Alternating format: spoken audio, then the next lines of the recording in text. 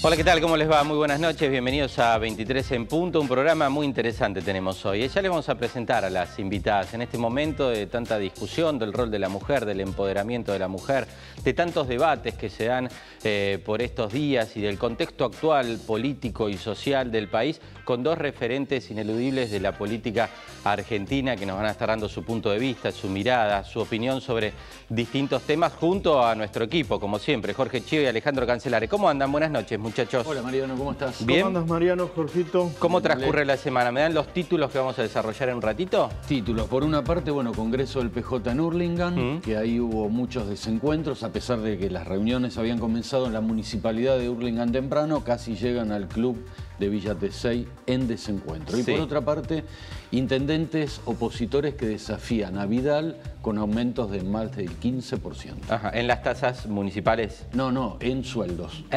Sueldos de los trabajadores. De los trabajadores. Inclusive algunos hablan de cláusula en materia de gatilla. paritaria, es decir, la desafían porque el gobierno quiere poner el techo ahí. Exactamente. Perfecto. ¿Ale? Y bueno, yo te voy a hablar con lo que me quedé pendiente de situaciones que tratamos la semana pasada con respecto a las escuelas. Claro. Ahora viene el cierre de las especiales. Aquellos chicos que tienen que asistir a las escuelas especiales por diferentes dificultades, por capacidades diferentes, ahora serán cerradas, serán incorporados esos alumnos a las escuelas, entre comillas, normales, con aulas especiales cada 2 días. Ajá. Otro gran debate que se abre en la provincia de Buenos Aires. Sí, cuántas discusiones, ¿eh? Bueno, vamos a estar desarrollando estos temas. La presentación de nuestra primera invitada, y ya comenzamos con los verdaderos protagonistas de 23 en punto, que como siempre son nuestros invitados. Exdiputada, senadora y primera dama. Creó Las Manzaneras, una red de voluntarias encargadas de repartir comida en los barrios más pobres. En 2005 se sacaron chispas con Cristina Kirchner en una caliente interna senadora nacional. Asegura que Cristina fue la peor presidenta que tuvo la democracia. En 2015 votó a Macri y su marido a Scioli. Hoy confiesa su preocupación por otro mandato de Cambiemos. Su marido y expresidente confirmó que quiere participar de las elecciones en 2019. Rechazó el matrimonio igualitario y cree que los abortos ilegales podrían seguir por más que fueran despenalizados. Hoy nos visita Hilda Chiche Duhalde.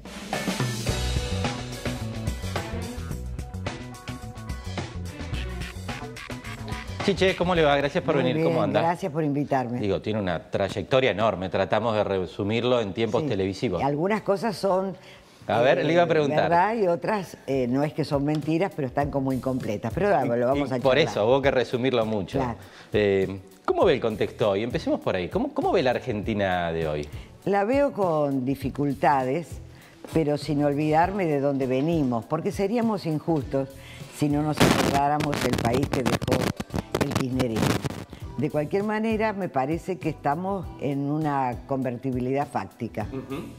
Y si nosotros no tenemos una solución a ese problema, que es un problema de base, es muy difícil que se instale la industria que tanto estamos necesitando, que se genere trabajo genuino. Va a ser muy difícil. Y por otro lado, la inseguridad jurídica, o sea, elementos sobrados, lo que le cuesta a un empresario o a una pyme hoy ponerse en marcha.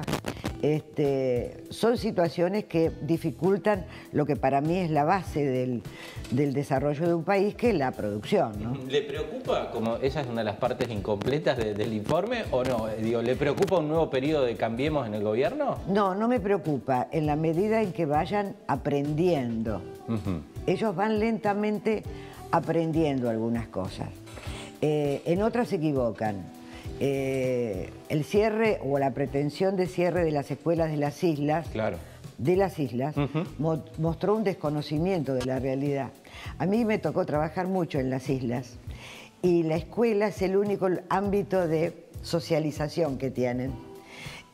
Plantearse cerrarlas es un disparate.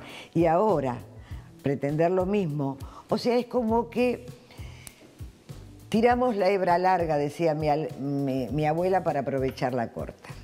O cortamos el hilo por lo más delgado. A mí me parece que las escuelas especiales tienen que seguir estando en un ámbito, más allá que después haya que producir un trabajo de integración, donde se pueda hacer el trabajo de integración, que no siempre se puede. Claro. Pero bueno, por achicar el gasto, no van al nudo de la cuestión en materia educativa, que no pasa por ahí. Podemos desarrollarlo después, es un tema que conozco mucho, ¿no? Así que me parece que hay algunas cosas que muestran en Cambiemos desconocimiento de la realidad social, de la realidad de la gente, de los sectores más humildes, que yo siempre digo tienen mucho que aportar. Ustedes mostraban una foto de las manzaneras. Las manzaneras no repartían comida solamente. Las manzaneras repartían alimentos proteicos, pero estaban controlando a los chicos de 0 a 5 años para que estuvieran alimentados, favoreciendo la lactancia materna y cuidando a la embarazada durante todo su proceso de embarazo y siguiendo acompañándola en el primer año de gestación. Había un trabajo de organización que me parece que está faltando ahora.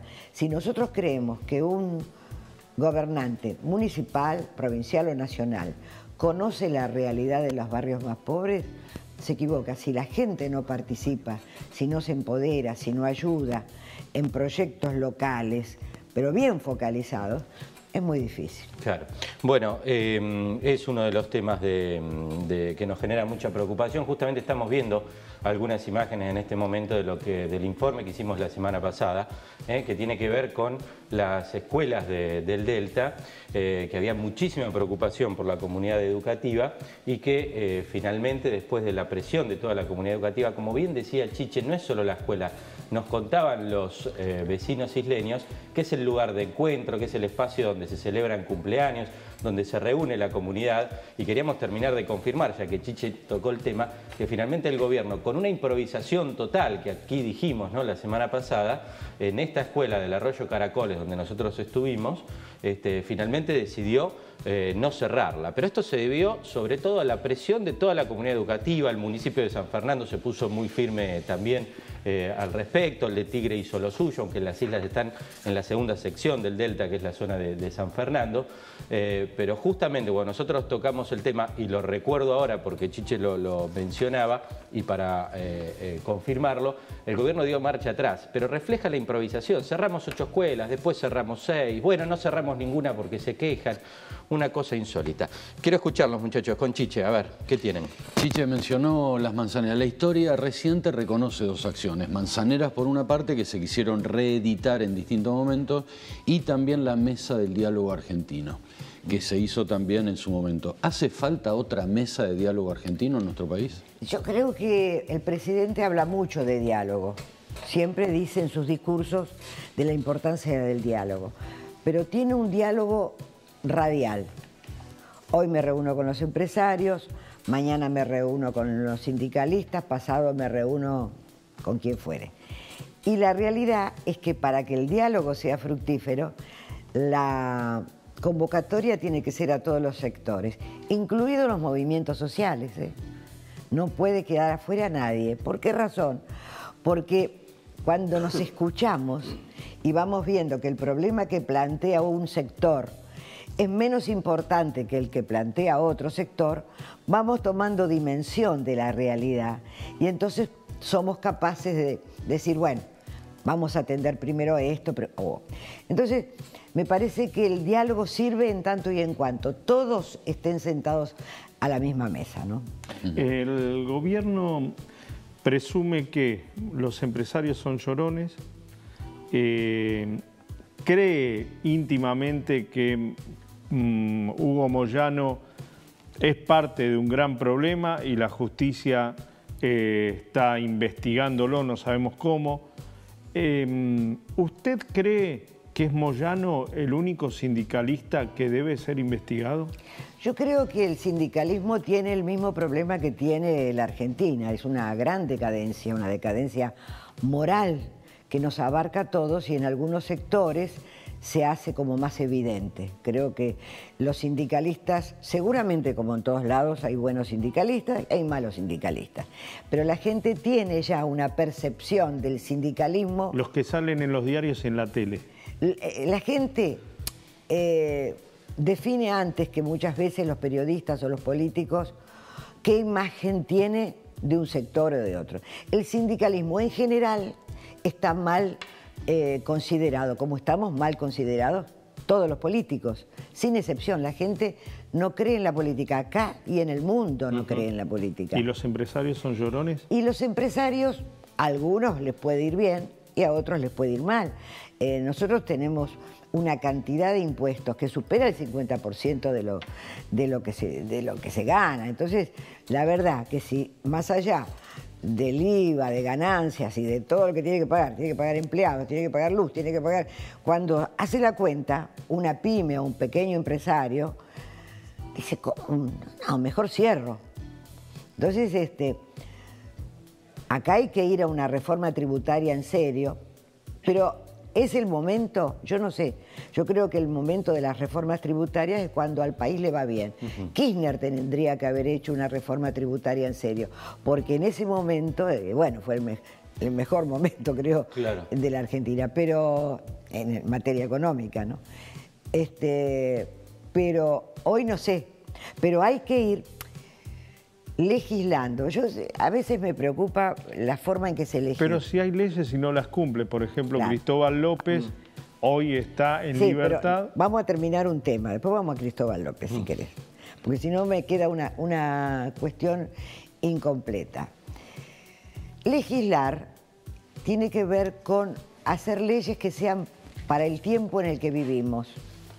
Cuando uno legisla como si fuéramos Suecia o Dinamarca, y lo hace desde el idealismo, ¿no? Esa ley no se puede aplicar. Entonces, se frustra el que legisla, pero también se frustra la sociedad, porque dice, tenemos una ley y no se aplica. Entonces, la legislación tiene que ser aspiracional, pero marcando etapas. ¿Esto se puede cumplir? Bueno, hacia ahí vamos. Después veremos cómo avanzamos, ¿no? Y entonces ahí tenemos un problema muy serio. En el tema tributario hay que ir empezando desde algún lado con un programa general, ir viendo de qué manera se van resolviendo los problemas, pero de a uno. Ahora vamos a atravesar varias leyes que para mí son discutibles. El tema de la reforma laboral, el tema del aborto, hay tantos temas que me parece que no hay debates en serio en la legislatura, ¿no? ¿Tiene posición tomada o fija con ¿No es respecto serio? al aborto? Sí, tengo posición tomada. Yo creo que hoy no tenemos una ley que permita el aborto y tenemos miles de abortos. Sí. Cuando tengamos la ley que permita el aborto, vamos a seguir teniendo miles de abortos. Usted me va a decir, sí, pero van a ser en el hospital público. ¿En qué hospital público? Yo quiero saber si la ley prevé que el hospital público... Yo tengo todas las leyes que se van a votar, son 8. Sí. 5 de esas son de consulta popular. 2 son del uso del misoprostol, que es una pastilla. Y 1 es un proyecto de ley un poquito más interesante. Entonces, ¿en qué hospital público? Claro. El hospital público que hoy no puede atender antes de 3 meses a un enfermo de cáncer. Va a haber un área especial en el hospital con médicos especializados y con un equipo interdisciplinario, porque la ley uruguaya, que es muy interesante, prevé que va una mujer y dice, me quiero hacer un aborto. Un equipo interdisciplinario le dice, vuelva, después de una gran charla, vuelva dentro de 5 días. Si sigue con la misma idea, lo hacemos, porque hay que darle tiempo a la mujer a reflexionar. Es traumático. ¿No es inconstitucional? ¿Qué? Previendo, como dice nuestra Constitución, que se considera al embrión ya como parte de la vida. En eso hay muchas teorías. Eso pasa más por la bioética que por otro lado. Hay quienes consideran, como la Iglesia, la vida desde el momento de la concepción. Hay otros que lo consideran a partir de por ejemplo, Estados Unidos lo considera a partir de la semana donde se forma el cerebro. Porque dicen que antes de la formación del cerebro es una ameba. Lo hago simple, es mucho más complejo. Sí, se entiende. Hay distintas consideraciones que pasan por lo ético. Claro. ¿No? Pero yo digo, la mujer llega a situación del aborto porque quiere, porque a mí me encanta hacerme un aborto, no lo creo. No, claro. No creo que haya una sola. Llega porque hay un Estado, una familia, una sociedad que no la acompaña a resolver el problema. Las mujeres que tienen dinero se lo dan, las que no lo tienen se harán con alguna clandestinamente. Pero si el hospital verdaderamente no está preparado para resolver el problema, va a seguir existiendo la clandestinidad. Perdóname, porque ella está hablando de resolver el problema y habla de que desde parte de donde está la madre que está pensando en abortar o no tiene la contención suficiente. Claro, ¿Cuál sería la contención adecuada? Claro, Porque los pasos anteriores, que son la prevención. Yo hace muchos años tuve la ley de mi autoría de sexualidad y procreación responsable. Fueron grandes discusiones con la Iglesia, pero la tuvimos, la ley. Ahora, la ley se aplica, no, como tantas leyes. Claro. Y si nosotros no pasamos por todo el proceso de prevención, si no entregamos profilácticos gratis en todos lados, y no solamente desde la educación formal, también desde la informal, también desde el barrio, acompañando a la mujer para que sepa cuáles son los pasos que tiene que dar para evitar el embarazo. Hoy hasta tenemos un chip que el Estado puede colocarlo. Es mucho más costoso no haber hecho prevención que haber hecho prevención. Ahora, ¿llega la mujer al aborto porque quiere? No llega. Llega porque, vuelvo a repetir, un Estado, una sociedad y una familia no pudieron ayudar a esa mujer a ir al último eslabón de este problema, ¿no? Seguro. La quiero llevar, ya te dejo, Jorgito, sí, pero volver a lo que hablábamos al principio, un diagnóstico de la situación, de los problemas que tiene la Argentina, del gobierno.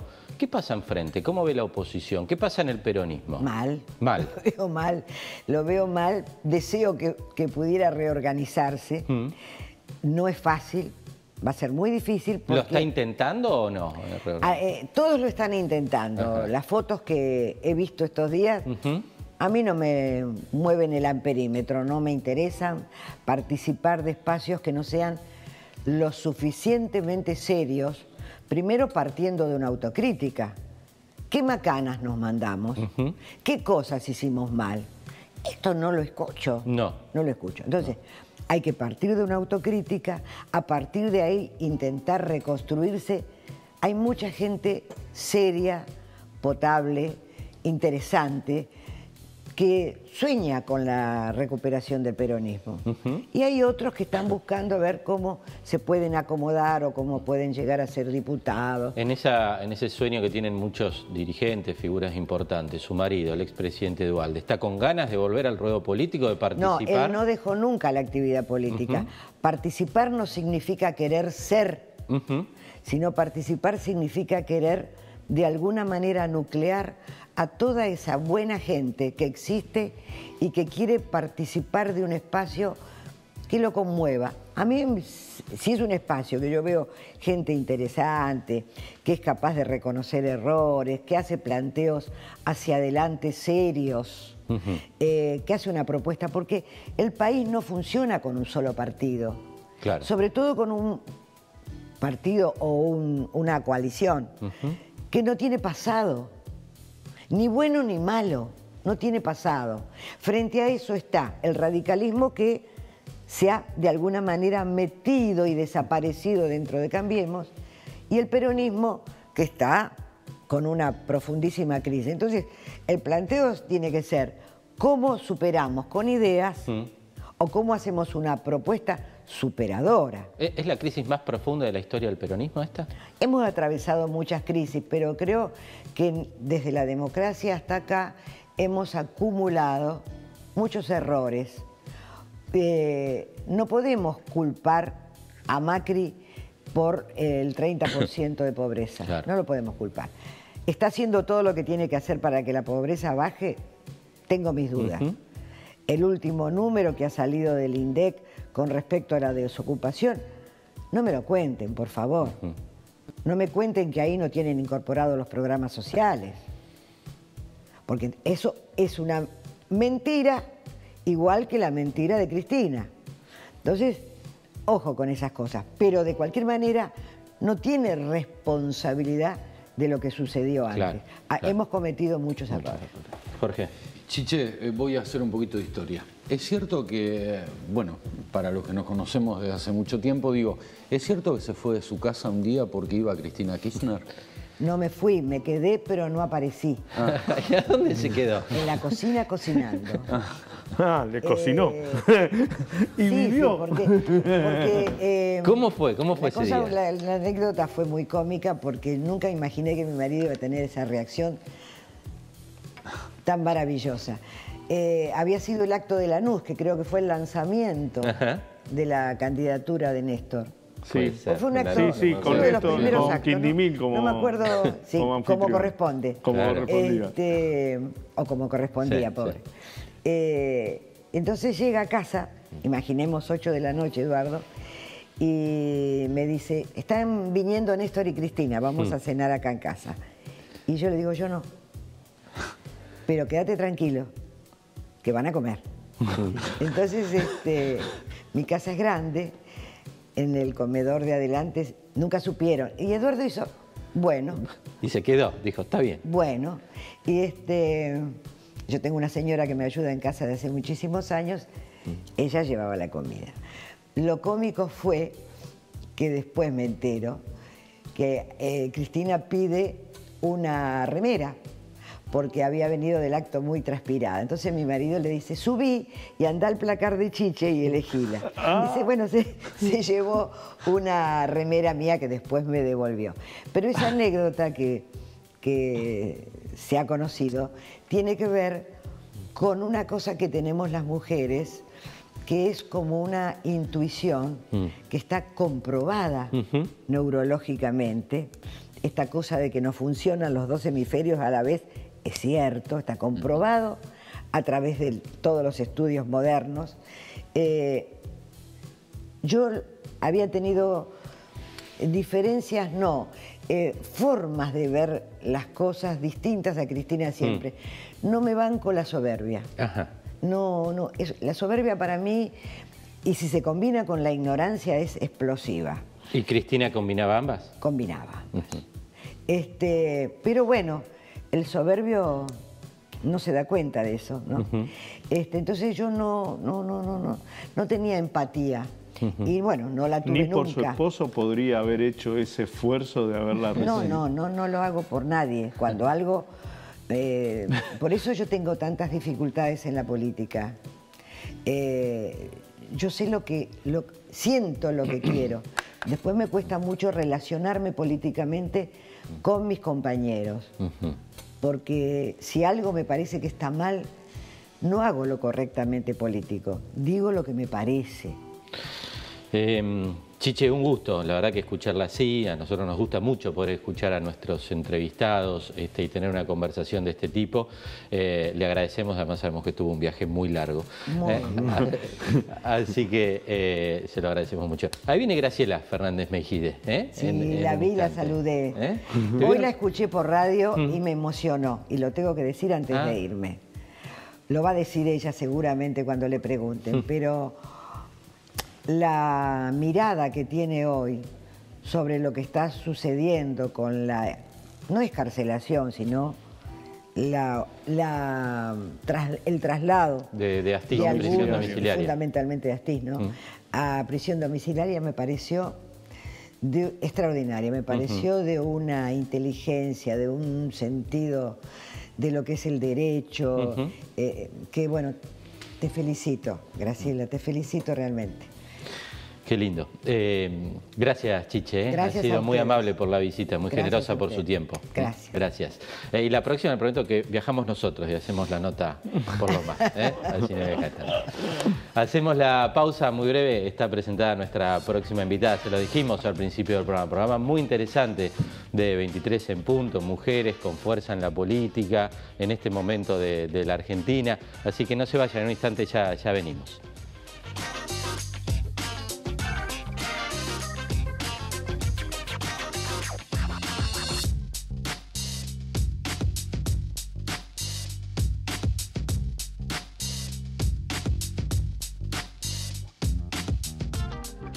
Disfrutar está bueno, ¿no? Yo elijo esto. Nada me hace sentir mejor. Disfruto la adrenalina, que corre a toda velocidad por mis venas. Disfruto la euforia que me produce y esa sensación de querer más, más y más. Pero existen otras formas de sentir placer, como la adicción, que no te deja elegir y al final tampoco te da placer. Vos todavía estás a tiempo de volver a elegir. Si tienes alguna duda, llámanos y trabajemos juntos para poder ayudarte.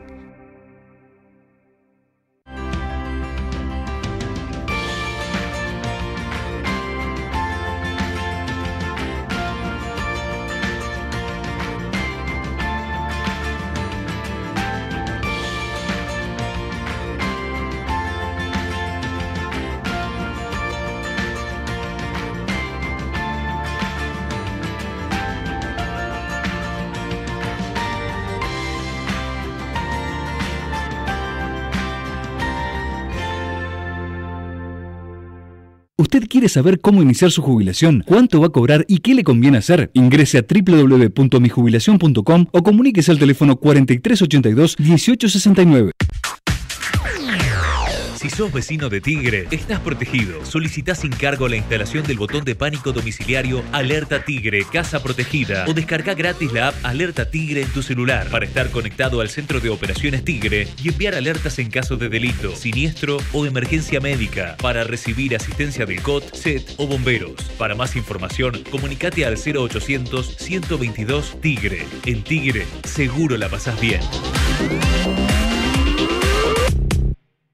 En Provincia ART, nuestro trabajo es protegerte en el tuyo. Provincia ART, la aseguradora de riesgos del trabajo del Grupo Provincia. Sí al 98% de cloacas, sí al 100% de agua potable y sí a la menor mortalidad infantil de América Latina. ¿Te animas a seguir diciendo que sí a vivir mejor? Yo digo que sí.